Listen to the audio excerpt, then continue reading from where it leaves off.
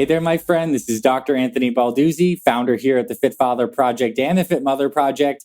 And I want to welcome you to this wonderful episode of our podcast where we're joined by special guest expert, Dr. Barrie Tan.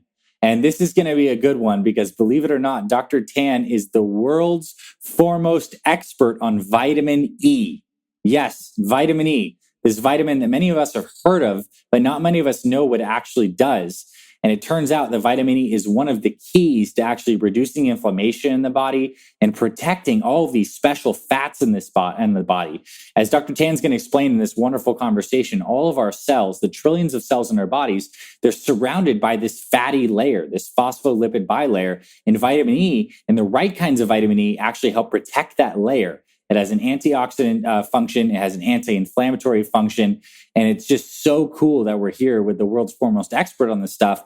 And he actually will tell you about the special form of vitamin E that he identified in these special annatto plants down in South America that have profound health benefits. Dr. Tan actually discusses some of his primary research that he and his team of scientists are doing on how this special form of vitamin E, along with this new compound called GG that he's effectively using in clinical trials to do everything from helping combat cancers to improving lipids and cholesterol levels to decreasing fatty liver and reducing inflammation, even using it to help reduce weight. He covers all of his research in this amazing conversation. And I originally stumbled upon Dr. Tan around a year ago where I saw him interviewed on another great health podcast. And I was just blown away at some of the nuance of this stuff, right? I mean, I know here on the podcast, we're talking about a lot of these big picture pieces, like getting our nutrition to be simple and sustainable, moving our bodies and exercising and the right kinds of mindset things. Well, when it comes to this world of health, this stuff, as you know, is like super deep. And there's even some nuances on different forms of vitamins. Like in this case, this discussion today on vitamin E, that could be a game changer for your health. So I'm excited to bring this conversation with Dr. Barrie Tan. I mean, he's a real expert in this space, and he's just a really charming man and a guy who's just doing a lot to promote wellness on the front of vitamin E. So if you never thought about vitamin E before, you're going to learn a lot today. And I think you might even be inspired at the end of this to check out some of Dr. Tan's supplements. He runs a company called American River Nutrition that actually sources the finest source of this special vitamin E that he's going to talk about in today's episode. My wife took it during pregnancy. So we recently just gave birth to a baby girl, Brooke Balduzzi. And throughout pregnancy, I had her actually take Dr. Tan's supplement because I think it is that powerful for health. So without further ado, let's get into today's episode with Dr. Barrie Tan. I know you're going to love this one, and you're certainly going to learn a lot about vitamin E. Dr. Barrie Tan, welcome officially to the Fit Father Project and the Fit Mother Project podcast. I'm so happy to have you here. Thank you, Dr. Anthony. Great to be on your show. And hopefully this will be a very instructive and useful information to the audience that have been faithfully following you. It no doubt will be. And I think this is going to be a really cool episode, and probably one of our most unique episodes, because we've never had an actual primary investigating scientific expert on here to talk about a vitamin E, that you've dedicated pretty much the large part of your life to studying. And now it almost begs the question, if one man is to study vitamin E for over 30, 40 years now, what fascinated you so much about vitamin E? And tell everyone listening what vitamin E even does. Some people may be familiar, some people may not. So let's start high level, then we'll kind of drill down on how vitamin E might be one of the key things to do to have a good anti-aging and longevity. Yes. Thank you. Thank you for that lead-in. Vitamin E is known as a vitamin discovered by two scientists in University of California, Berkeley, 100 years ago, exactly, 1922.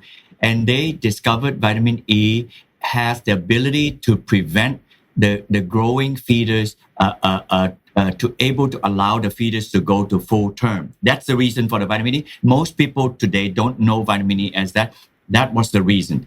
Most people today, however, know that vitamin E is an antioxidant. It's an antioxidant because our body have 38 trillion cells, about 5,000 times the population of the earth. And all cell must have cell wall, and a tocotrienol structure look like that. Our flash look like that, like this. And then if I put the back here on, see that? The black color is the carbon, hydrogen. So it's very lipid soluble. Yeah. So if you think of the whole box where my face is the cell membrane. So this stick into the cell membrane. If any part of the fatty acid is oxidized, and then the antioxidant will grab the oxygen and then make it whole again. That's it. And now the audience is probably aware of and probably sparse because you hear about everything in the universe. People talk about antioxidant. I want to help you to cut to the chase on it. Yes, there are many things that antioxidant, but I care most about on antioxidant that protect the fat. Why is that? First, we have about 30% fat in our body. If you don't believe me, you put a stick of butter in your Phoenix area out in the sun, and you come back even 1 or 2 hours later and you smell it, that's the oxidation of fat. If you drive past a roadkill and you smell it, you know exactly what I mean. So the first thing to go bad is the fat. And therefore, the antioxidant I care about most would be the one that protect the cell membrane because loaded in the cell membrane are all fat. And you probably encourage your audience to eat a lot of omega-3 fish oil. And omega-3 fish oil is very oxidizable. And eventually they end up in the cell wall. So you need the vitamin E to protect that. That is a kind, not other wonderful antioxidant like resveratrol, lycopene, astaxanthin, lutein. There are many out there like that. They are good, but they do not land in the cell membrane to protect the cell membrane. So that is a very fascinating to me, very basic, and it's not even intervening any disease, just to protect the cell wall because the cell is a gated community. It only allows good thing, nutrient to go in and waste to go out. Otherwise, why is it a gated community, a good one? Because inside the cell is your nucleus. It protects your DNA. It's got the mitochondria that make the energy using ATP, like CoQ10. If that is compromised, well then everything else will follow suit. It's not a good idea. So that's a beautiful introduction. And I kind of want to take a minute to recap because I want to make sure everyone gets this first key point before we kind of proceed even deeper into the discussion. We have trillions of cells and they are filled with this phospholipid fatty bilayer, this outer bilayer. And those fats are sensitive to becoming oxidized, to having this, you can think of oxidation, I guess, as damage in a very like simple sense. But these vitamin E's, these tocotrienols, these special kinds of vitamins, wedge themselves into the cells, and they have tails that can come down and basically help prevent oxidation in these special fats, and then we function better as a result. Is that a decent summary? It's just you did it perfectly. Okay. Wonderful. Okay, so now let's get into this because this is where I think the conversation is really interesting, where a lot of like medical experts, scientific, a lot of people don't know there's different forms of vitamin E. And oftentimes when we look at supplements and a supplement may have vitamin E or we see vitamin E in food, it comes in different forms than this very special form of vitamin E that you've been studying, which is tocotrienol. So give us a quick primer on the different kinds of vitamin E and why tocotrienol is the really exciting one when it comes to these biological effects. Okay, for vitamin E, there are 4 tocopherols and 4 tocotrienol. And then they have the Greek letter alpha, beta, delta, gamma, tocotrienol, and alpha, beta, delta, gamma, tocopherol. The one that is most well known is alpha tocopherol. And people know that, and you can buy them everywhere. Now, of the 8, the 2 that is most potent, and because hundreds of papers have been published on this, is delta tocotrienol and gamma tocotrienol. If you just type delta tocotrienol in the Google search, you'll know exactly what I mean. The 2 most potent is delta and gamma. The one that is best known is alpha tocopherol, and like that. But the alpha tocopherol we can get from our diet. These 2, the most potent one, is difficult. And then now I explained that. Let me tell you that I love to do this. I think it's a good segue. About 25 years ago, a much younger me, see that? I was in South America looking at marigold. Why did I do that? I want to tell you this. This is almost an unusual finding of me. The year was 1994. There was a famous ophthalmologist at Harvard, and she discovered that in the back of the retina here, where the fovea is right at the highest pixelation that I'm looking at people here, have a lot of zeaxanthin, and flanking out here are the lutein. And she thought that lutein and zeaxanthin, which is a carotene, is able to filter out the blue light. And today everybody knows you take lutein and zeaxanthin to prevent macular degeneration. I went to South America and I know that the giant marigold petal will have this. You see, it was a younger me. I did that. So remember, I went there to look for this.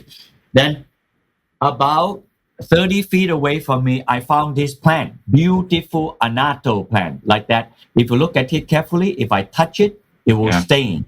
So this is the only few carotenoids that I know that actually stain and is not contained. For example, you would expect beta carotene in carrot in the cytoplasm. You cannot stain yourself on it until you rub and disrupt the cytoplasm. And if you were to take Italian sauce, then you will not easily get the lycopene out of the tomato unless you actually abrupt it. If you live in New England, a yucky green lobster or blue shrimp, you cook them, the protein deproteinate, and then you got the beautiful astaxanthin. See? So carotene is normally protected. Not so in the carotene of this. It stains it, and the British call this annatto plant the lipstick plant because of the staining color. So I knew then because it's not protected, something must be protecting this carotene. I thought it was a polyphenol, like many of the antioxidants. Then surprising to me, this is truly the discovery. Surprising to me, it is not a polyphenol. More surprising to me, it did not contain any tocopherol. And most surprising to me, it only contained tocotrienol and the two most potent one, delta tocotrienol, gamma tocotrienol. Then, I went to South America to look for lutein and zeaxanthin. This is actually a sharp left turn on something else. So, and this is in the Amazonia. No, this is an Amazonian plant. Look at this frog here, like that. The frog is about a size of a dime, and this thing here is about the size of a grape seed. So, and the Amazonian tree frog is first discovered only in the 1980s or 70s. So, therefore, this plant is true of the Amazonia, mostly grown in the tropics. You can only find this grow in the United States if you go to Hawaii or if you go to certain botanical garden inside. Ask them for annatto plant or the lipstick plant, and they probably show you. But for me, it is actually a spiritual moment. And then from then on, I left the lutein and zeaxanthin, not because they're unimportant, because I went back to pursue the tocotrienol in my discovery from this plant. That's so cool. And I want to kind of give my summary of this as we go along too. You basically we'll use the word vitamin A, but these carotenoids that many people are familiar with are, related to vitamin A and beta carotene being a form of that. So you went to go look for what we call carotenoids in vitamin A, but then you find that in this very special plant, the annatto plant, that has this coloration that seems to be outside, not inside the cell wall. And you're like, why could that possibly be? How is it not being oxidized? And then you discover that these tocotrienols, the two potent forms, are there protecting these carotenoids, making them bioavailable. And now you're like, wow, this is something special and unique you don't find very often. Let's start to explore this deeply. And then you discover some of these biological effects in a deeper way, or really like look into them more. Is that a fair summary? That is a very fair summary. So all that to say, even though the story is true, is that I went there to look for something else, and somehow my attention is redirected to this. I was already studying tocotrienol, so it is kind of like an accidental find to the learned scientist, like that. But however, when I found this source is unique. Previous to this, Dr. Anthony, I have found 3 sources of tocotrienol. In the plant kingdom, they are tocopherol abound. But for tocotrienol, you only can find 3 places, and I discovered all of them. The first one I discovered was on palm oil, and the other one on rice bran oil, and then I stopped the research. So the audience doesn't know, why did you stop the research if you know tocotrienol is good? Because rice and palm contain about 25 to 50% tocopherol, and I can't separate the tocopherol. So when I did the research, I found that the tocopherol supposedly to be innocuous, but they were not innocuous. They actually put brakes on the function of tocotrienol. So then I have a functional problem. So therefore, I segue to do carotenoid. And then I found out from this annatto, and the annatto, listen carefully, annatto is the only source of vitamin E in nature, unadulterated, that is tocopherol-free. So right now, I found a source that would not put brakes on the function of tocotrienol. Immediately, I called the father of modern day tocotrienols research, and he was a professor at the time at University of Wisconsin Madison. And then I remember distinctive what he said, Barry, if tocotrienol would mitigate human chronic conditions, this annatto tocotrienol better do. If it does not, all of our research have gone away. So that was probably in 1989, 1990. And since then, my entire life have been arrested to do research, both in animal study and later the 20 clinical trials in tocotrienol, and would love to pursue that as you asked me a question on that. Yeah, well, let's talk about that now. I think it's a perfect segue to actually looking at some of the evidence that you found from all your research that this is beneficial, and to spell out maybe some mechanisms that you either have seen directly or hypothesized about why it's so effective. And the antioxidant capacity in the lipid bilayer is probably going to be the thing we kind of come back to. But what have you found? Like, why would people care to go down this rabbit hole of like starting to supplement with something like tocotrienol? What are the actual benefits, whether it's on chronic disease or just improving memory or just overall health and function? Like, let's start talking about some of the research you find most compelling and stuff you like to share on the science front. Okay, and I never get to answer the difference between a tocopherol and tocotrienol. A tocopherol and tocotrienol look like a sperm, look like a tadpole. It's got a head, which is the antioxidant part, and then a tail. Imagine this. This would be the shape of a tocopherol. The head is the same, and then the tail is this long. A tocotrienol, I purposely blocked the pencil. It will be slightly shorter.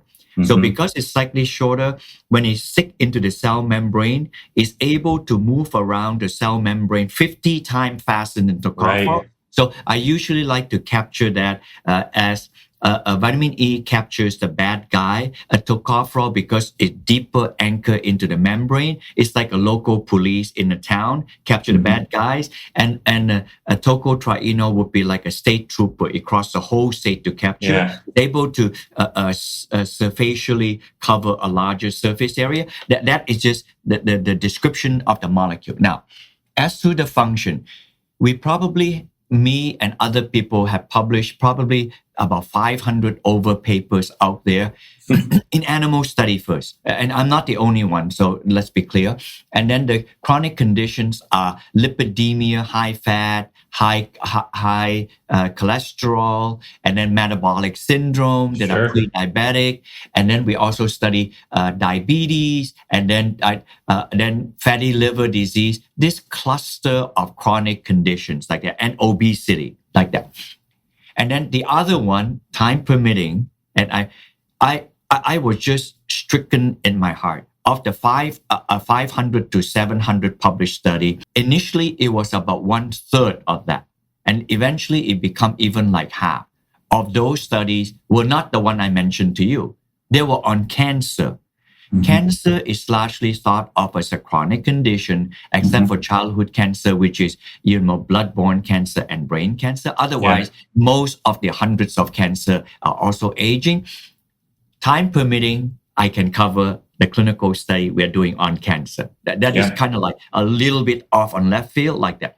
I decided to do that because half of the study is on it, and I jolly well know the FDA will never allow me approval, but I did that because I want to prove to myself it worked on it. However, later. On the one that I mentioned to you, we did all the animal study, the metabolic syndrome, the lipidemia like that. Then eventually I got to do clinical study. Now, clinical study, you have to choose your battle because they cost so much money and they take such a long time. They are not guinea pigs. They are people. So when you do study with people, it had to be well controlled. You got to do it right. Otherwise, it won't work like that. So we have done clinical study. I'll mention it to you, and then you can decide, okay, Dr. Tan, can you talk about this one or this one or this one? Okay. We have decided to do it on lipidemia first, on triglyceride and cholesterol. Later, we segue to pre-diabetes, the early stages of metabolic syndrome. We also study people with diabetes, already have high sugar, and we have very a long study, almost over 8 years, on 3 clinical trials on people with fatty liver disease. It's about 30% of Americans have this silent disease. And we also study postmenopausal women with osteopenia, and also study 50 something, 60 something year old men and women who are obese. So those are all the different chronic conditions that we study. So now I pass it back on to you. You can just pick and choose which one you like. For me sure. to elaborate. And I'd like to actually quickly go through most of those because I think they're relevant to everyone listening. But let's start with like the hyperlipidemia, someone who goes to their doctor and they get lab work that comes back that says they have high triglycerides. Maybe they have certain patterns of high LDL, low HDL. Like, how does it affect blood lipids if you do take something like a tocotrienol? What have you found from your research?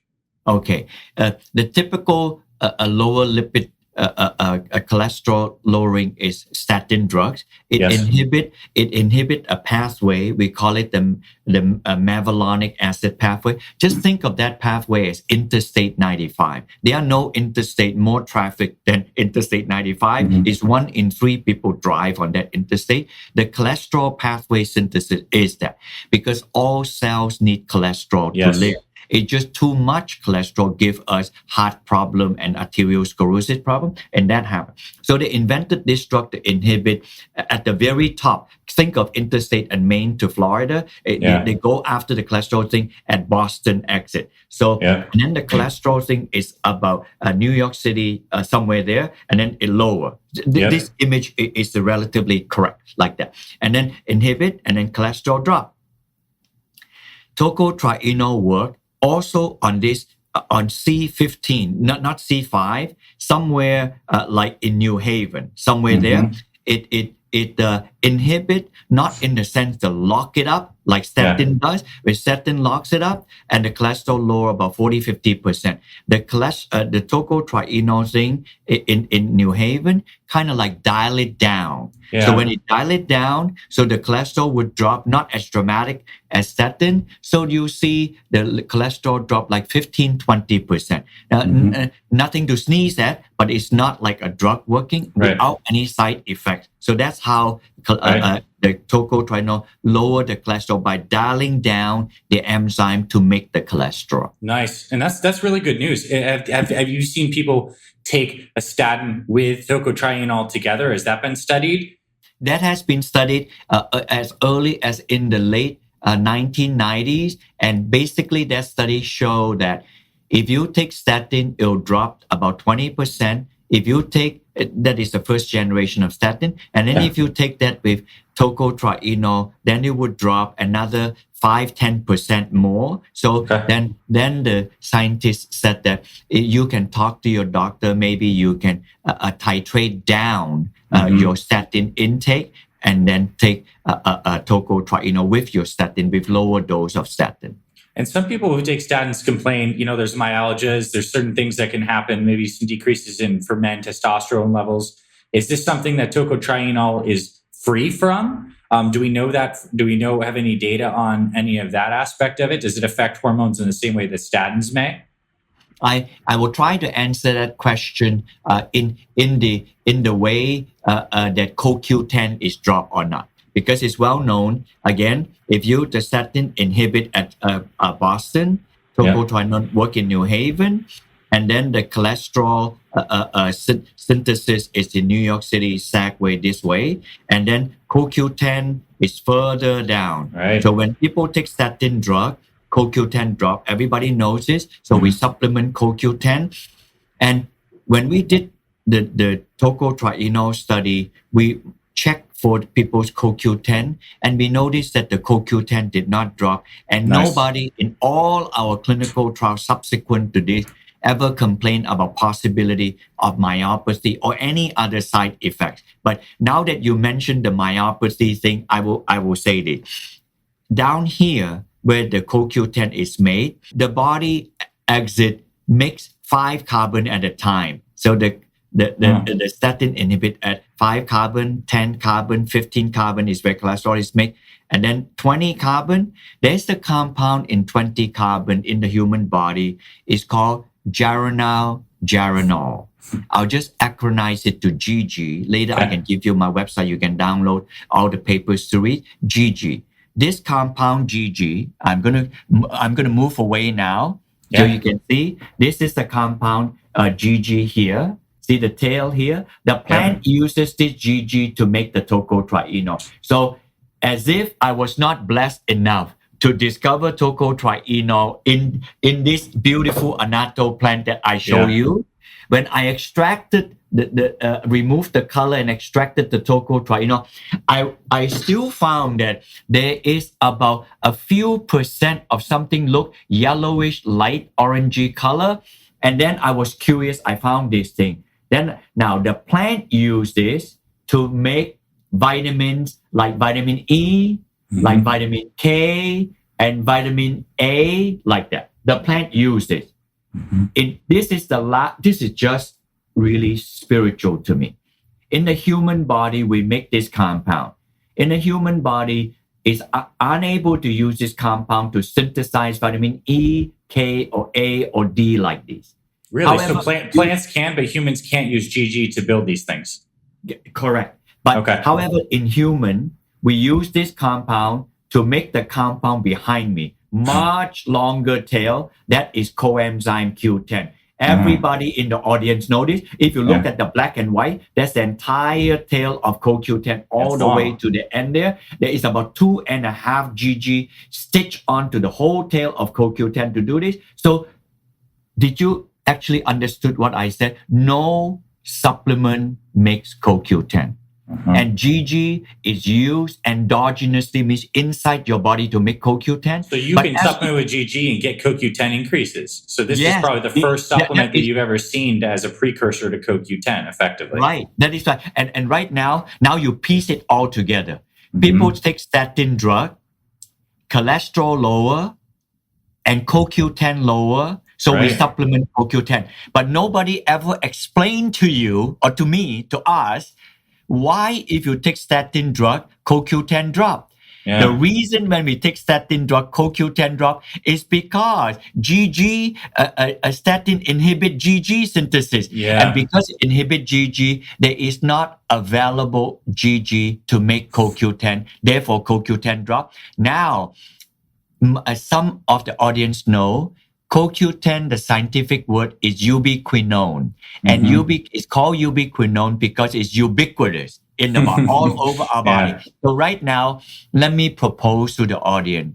The reason CoQ10 is ubiquitous is because GG is ubiquitous. This is such a blessing. I don't want to steal the thunder away. Can you imagine it? I'm stealing the thunder away from tocotrienol, which I spent my whole life to study. And then because of my discovery of this thing, I'm so passionate. But I wanted to finish up the tocotrienol, and maybe the last minute or two you can do about the GG thing like that. So for lipidemia, we gave people about 100 to 200 milligram, and the cholesterol would drop. But when that happened, Dr. Anthony, I noticed that these people with high cholesteremia, the triglyceride also dropped. And I remember triglyceride drop is important for people that have metabolic syndrome, which means pre-diabetes and diabetes. So then we decided, okay, now that I got the lipidemia piece, then I'm going to the second piece. So I'm looking at people with a metabolic syndrome, insulin resistance, but they are not yet diabetic. That means that the sugar is normal high, but not super high, but the triglyceride is normal high and somewhat high. And then, so we have this normal high sugar, quite high triglyceride. So we gave them tocotrienol like that, and the triglyceride dropped dramatically, and actually the sugar dropped a little bit. I can see the balance is coming back into kilter. And then I thought, this is great, because 90 million Americans are pre-diabetic. Then encouraged by this is everything I talk about take me 2 to 3 years. They add up. It's a long time coming. Then I decided to do diabetic study. So now the sugar have gone up the roof. And then they are also taking medication to lower the sugar like that. The triglyceride also is high.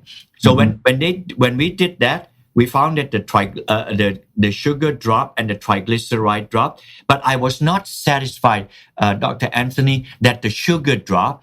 I need to know that the insulin is responsive. That's asking a lot. So therefore, I study a marker called Homer IR. Homer IR is hemostatic insulin resistant. So it's a measurement for both the sugar drop, like the overnight fasting sugar, as well as the improvement of the insulin. And we found that the Homer IR drop. So I know the insulin is activated. So then I said, wow, this is as good as it can get. How much were this patient given?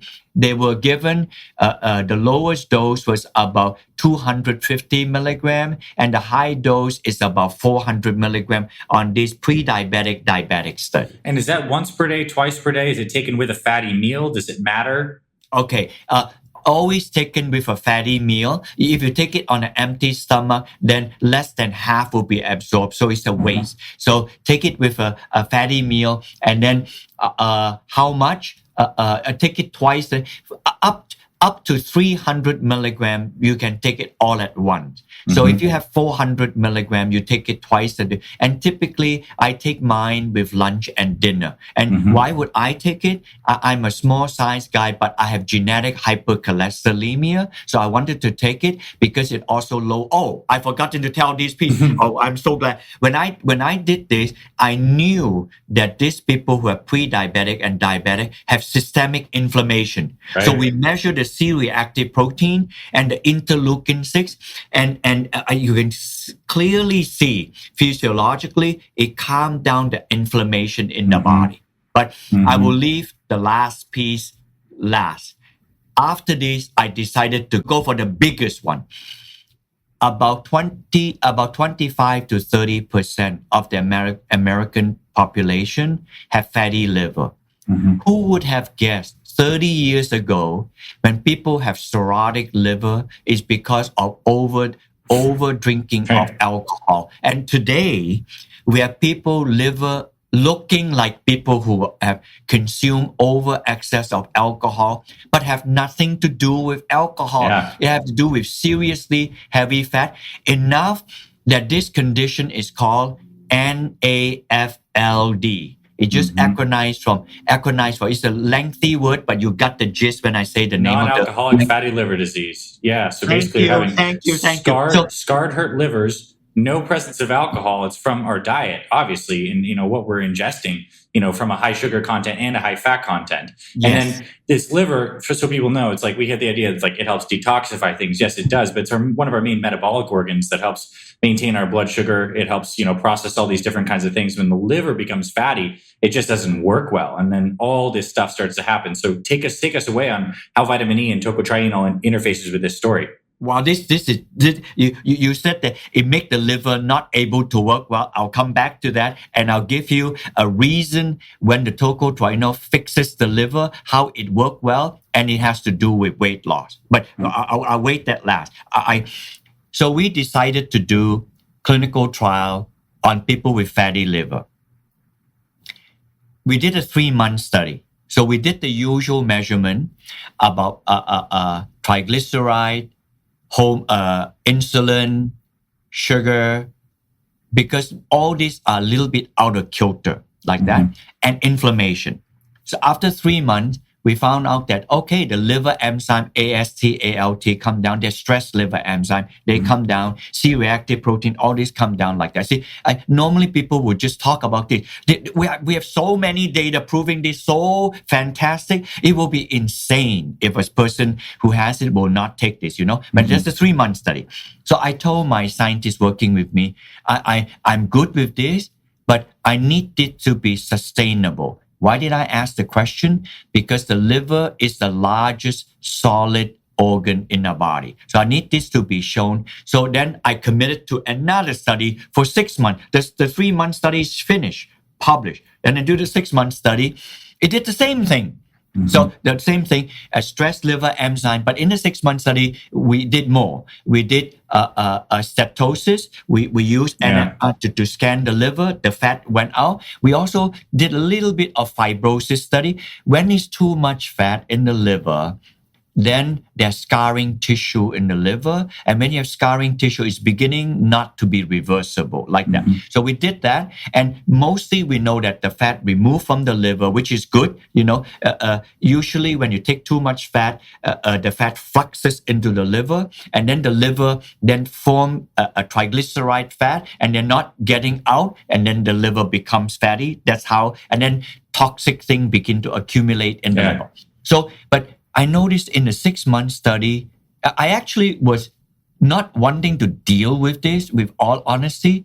We saw that the patient lost about 15 to 17 pounds. And then I look at the data, it was statistically significant. Then I went back to the 3-month study, they lost about 12 pounds. Then I said, and then my scientist said, well, Dr. Tan, I think this tocotrienol have weight loss. He said, no, I don't want to use that word, because when people do weight loss, it's 2 weeks to 4 weeks, but this is 3 months and 6 months. Don't use that because I don't want to be deceiving the audience. But then I said, okay, I'm willing to do a 1-year study. This took me 2 years to do the 1-year study because it's during the COVID time, and it took so long and recruit people. We did that, Dr. Anthony, and we literally just published this last month. So in the 12-month study, this time we did all the things that I told you we did, plus we have CAT scan. We don't want to miss anything to look at the liver as well as the spleen behind the liver, and the CAT scan allow us to do this. So we saw all the parameters I told you, the inflammation reduced, the liver enzymes drop, the oxidized fat drop, inflammation decrease, fibrosis drop, septosis drop. And then again, we noticed the weight loss. Then the weight loss this time is about 12 pounds. So consistently, now I can say a time-dependent study from 3 months, 6 months, 12 months, that the patient lost no less than 12 to 15 pounds. So for me, whether that is, I still do not consider it a weight loss, but I consider it this way. When they took the tocotrienol, the liver is coming back to balance. As the liver is coming back to balance and working properly, it affects the body storage of fat, not only in the liver, in the whole body system. And then we saw the weight loss. So for me, that is kind of icing on the cake. In the design of the study, we did not expect the weight loss. And I consider that the weight loss because the body metabolism is coming back into balance, into kilter, and therefore even the lost weight also happened. That is really a blessing. That's a beautiful result. And I love what you're sharing. It's effectively, it's a weight loss as a byproduct of things working better, the body restoring to balance. It's not like it's thermogenic or necessarily increasing calorie burn per se. It's just helping everything function better, which the body is then able to have a healthier metabolism. In weight loss is potentially like just a byproduct of this, or it is clearly shown in your study.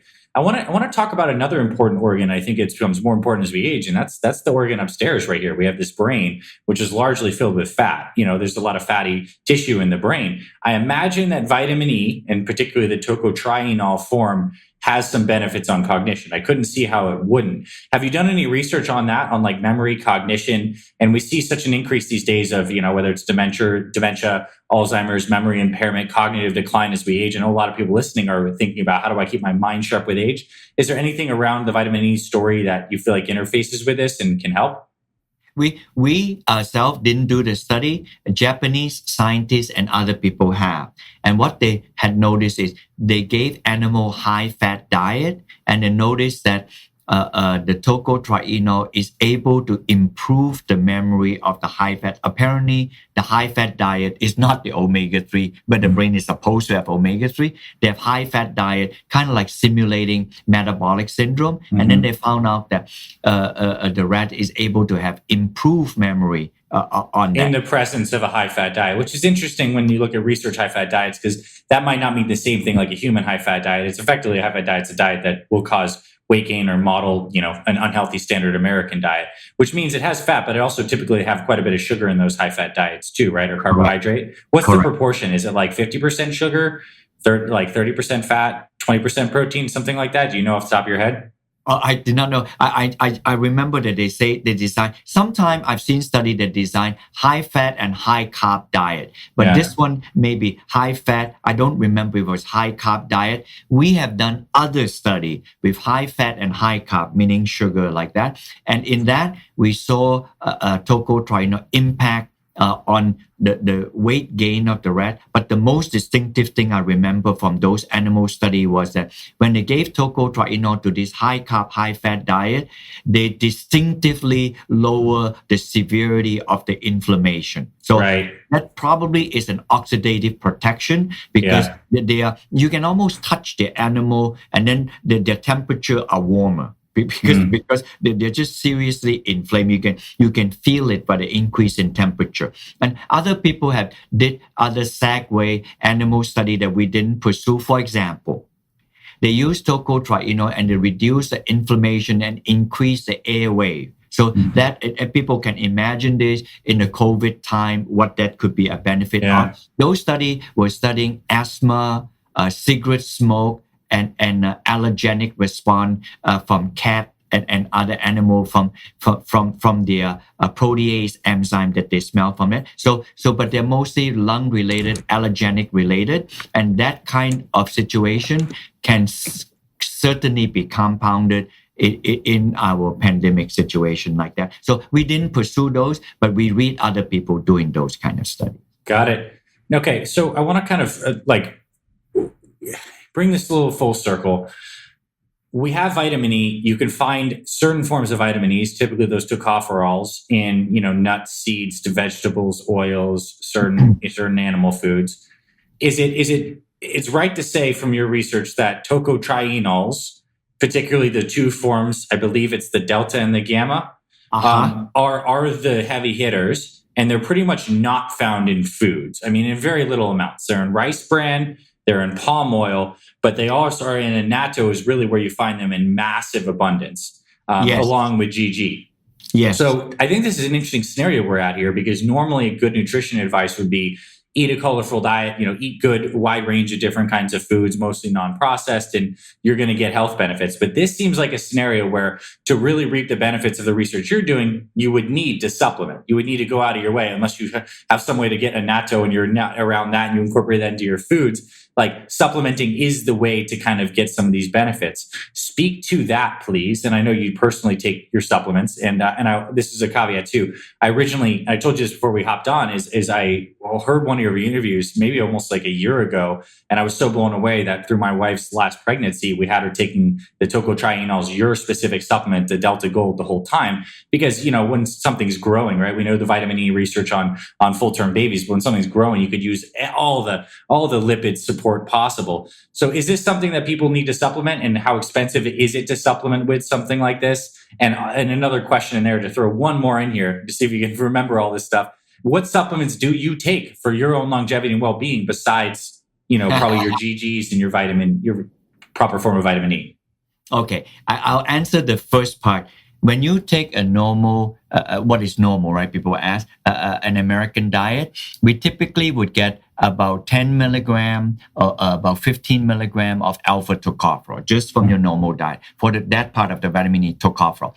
On the tocotrienol, based on an American diet, probably 2 to 5 milligram, just eating from food like that. Yeah. You can find tocotrienol small amount in nuts like corn, avocado, pistachio, like this. So in the American diet. And we don't consume a lot of palm oil, although some food are made with palm oil, you have more. And rice bran oil is a well-kept secret.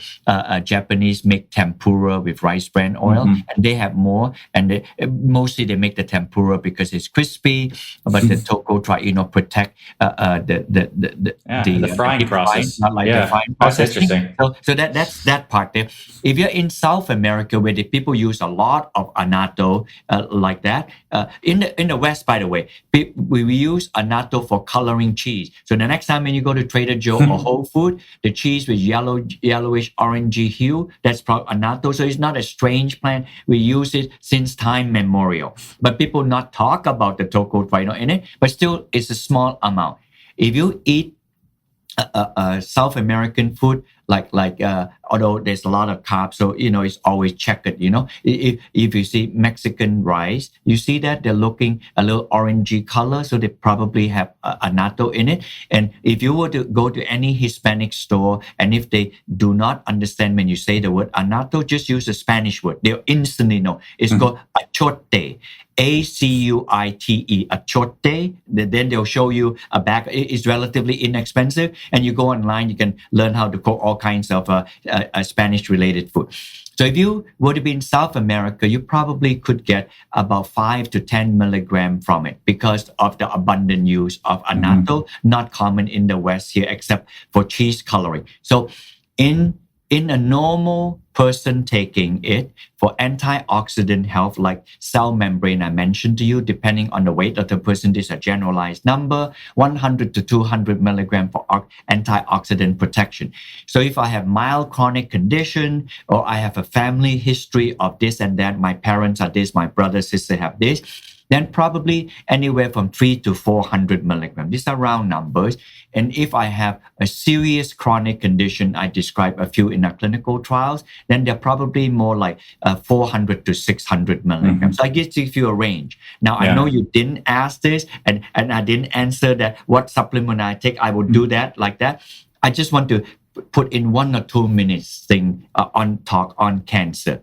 Cancer is a dreaded big C word, and no, we don't want to deal with it. We hope that all of us can dodge the bullet. We're healthy, and even dodging the bullet, we also have to dodge the bullet of our genetic makeup that could also default into cancer. It's just really like that. There were 1/3 and become half of all the animal study say that tocotrienol is massively able to kill the cancer. And when I read, and then I'm making tocotrienol. And then I decided that I'm going to put my own money to find out in clinical study to see if tocotrienol would mitigate cancer or not. And even if I do, and if it works, I still will never get FDA approval. But I didn't care. I need to know. So I didn't. That is a will of me. And then the star lineup, the chief oncologist in Denmark, nobody in the US, in Denmark, he was wanting to do studies, and many of his patients would take experimental drugs, and then when they will not work, and then they pass away, and then the surviving spouse would get reimbursed from the government. This is not allowed in the US, but they're allowed there. So in other words, they waste a whole bunch of money anyway, and then for drugs that didn't work, experiment. So he decided to do that. So right now, we have in Denmark about 6 to 8 ongoing, some finished, some aborted, clinical trials. And it probably cost the government $15 million for which we didn't pay. But I have to provide the medicine. And the medicine does cost me to provide it to them, make it in a proper way for them. These patients take 900 milligram, 300 milligram each for breakfast, lunch, and dinner. What are the cancers we study? These are clinical trials. We are studying stage 4 cancer patients, which means that there are no more available options, and most of them would not live. So just remember the context. They're not stage 1, 2, 3, stage 4, but no option. They've gone everywhere like that. So we study 4 cancers: ovarian, breast, lung, and colon. Yes, we can do more, but we are only studying these 4. Very common cancers, Very common cancer. Right now, the ovarian cancer is done. We're waiting for the other cancer, probably in another year or 2. What result did we get on the ovarian cancer? They are given anti-angiogenic drugs. So these are the drugs that prevent the tumor from growing any bigger. And the second group, they took anti-angiogenic drug and tocotrienol. That's the only design that is allowed, that is ethical, because they cannot stop taking the anti-angiogenic drug. Fine. So 6 months after the study, the one that take the angiogenic drug, probably the life have been extended for a bit. There are no more. So it's a pretty harsh reality, but they're stage 4. And for those, in addition, they took the 900 milligram, 60% still living. Wow. And they decided to pursue on that. And after 2 years, 25% still living. So for me, that is not a home run, but it is still a win.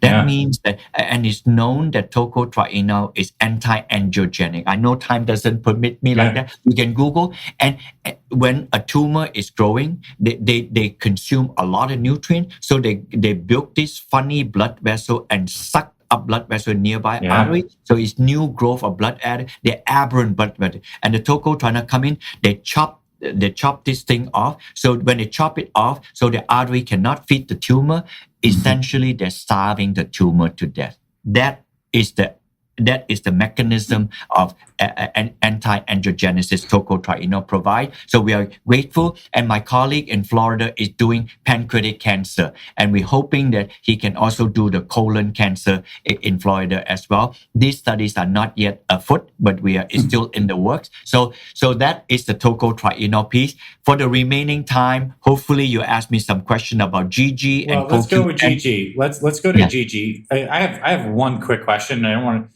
The answer might be complicated, so if it takes more than 1 minute, let's just go straight to GG. The question is how.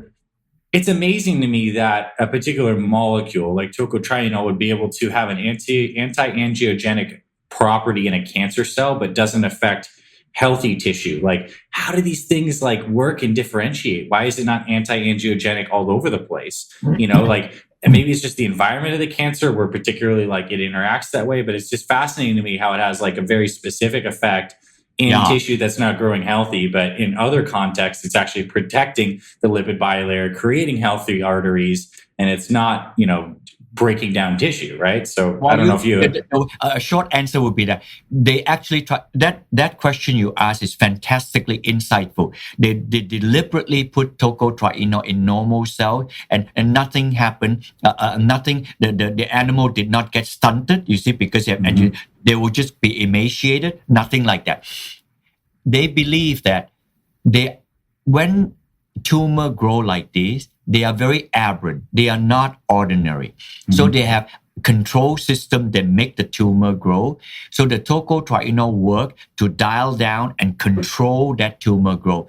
But in normal growth, that control is what they call growth and apoptosis. Normal growth. And then when in normal growth, they do not bring about apoptosis. It just let the grow to the normal life. If the cell is meant to grow 6 months before they die, then it stays 6 months before they die. But in angiogenic growth of cell thing, they grow like mad, They're supposed to grow. So then they stop the growth and kill the cell like that. But another time, if you interview me again, in the case of psoriasis, in the case of wound healing, that is normal. You want angiogenesis because if there's no angiogenesis, and tocotrienol is known to have wound healing and actually wound healing, which is supporting angiogenesis like that. And so, but that will take another. Those are things, if I live long enough, God willing, I will probably put more resources to do more of those studies. But before we go to the GG, let me answer this question. Personally, I take a natural multi that does not have normal tocopherol and designed for health made a multi that does not have tocopherol like that. I take tocotrienol because it's good for my cell wall protection in my body.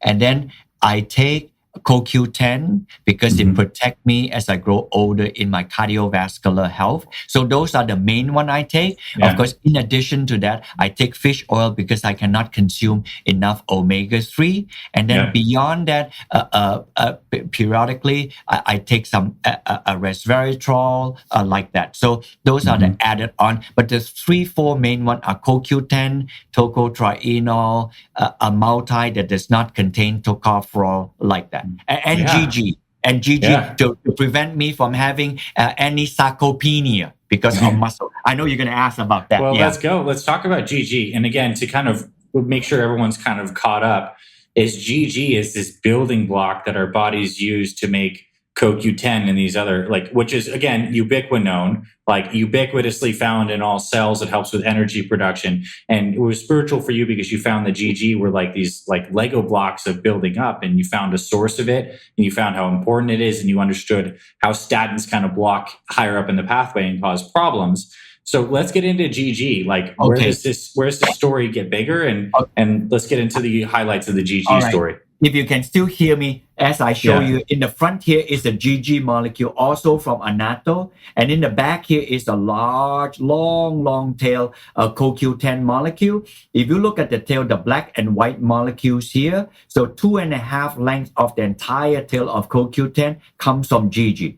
I'm actually saying that if you take GG, or whether you take GG or not, the reason your body make CoQ10 is because of GG. And the reason when people take statin and then a CoQ10 drop is because it's on the same pathway. It inhibits GG and therefore CoQ10 drop. So you know that now, as we grow old, even if you don't take statin, if you grow old, older, when a person after 30 years old, 40, they begin to notice 50, 60, even more noticeable, they begin to have increased muscle mass loss.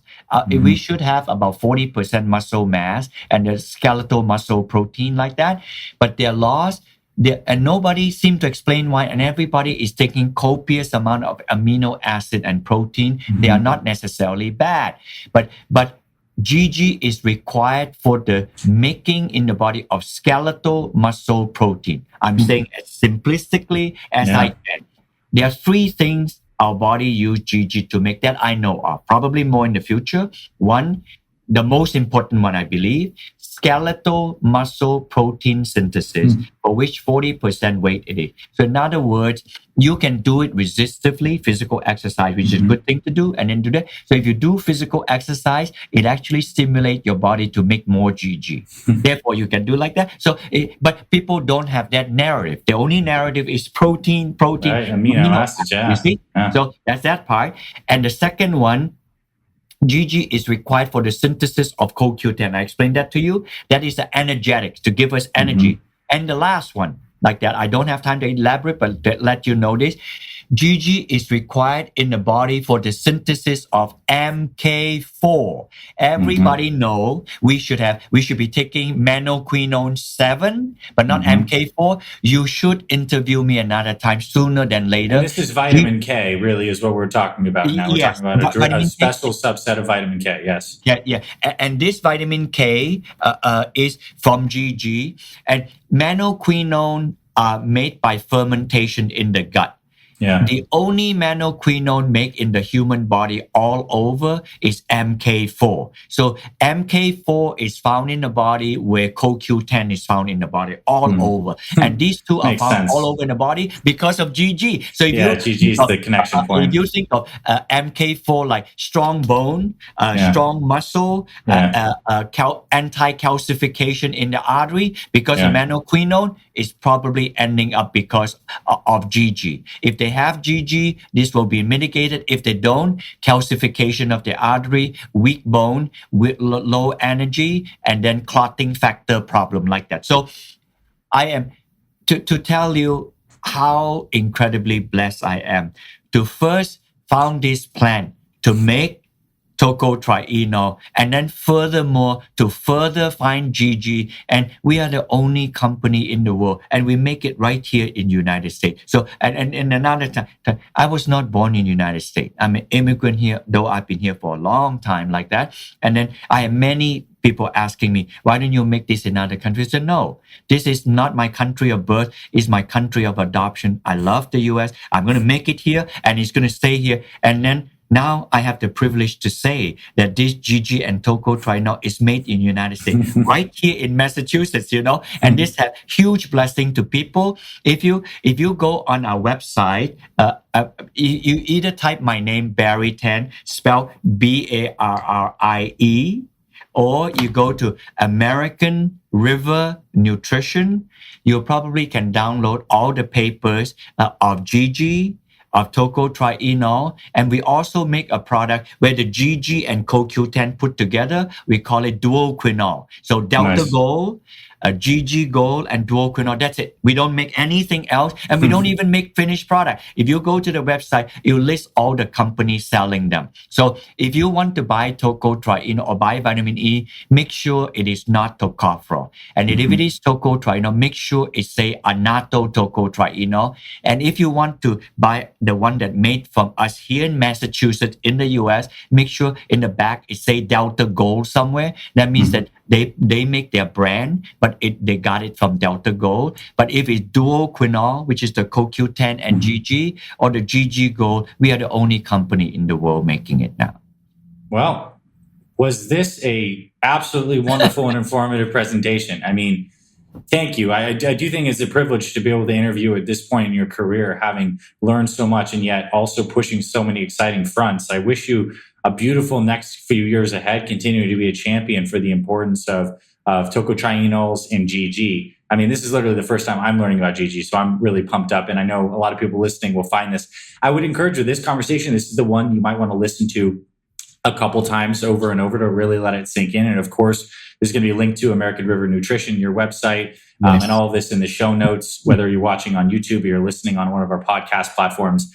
There's going to be links to Dr. Barrie Tan and all of your amazing stuff. Thank you for coming on, spending your time with us today, for doing all the amazing research. It's very clear to me that you're a man driven by tremendous passion. And I love that this has become a spiritual thing for you, like a deep calling forward of like epiphany and now sharing for the goodness of others. It makes me very happy. So thank you, Dr. Tan, so much. It's amazing to have you today. Thank you so much. And if you want to download the book, it's free of charge. You can go online and then download it. The book that I show you here is A Labor of Love. But thank you so much. Have a wonderful weekend, all of you guys. We'll talk to you guys soon. Thanks so much, Dr. Tan. Thank you.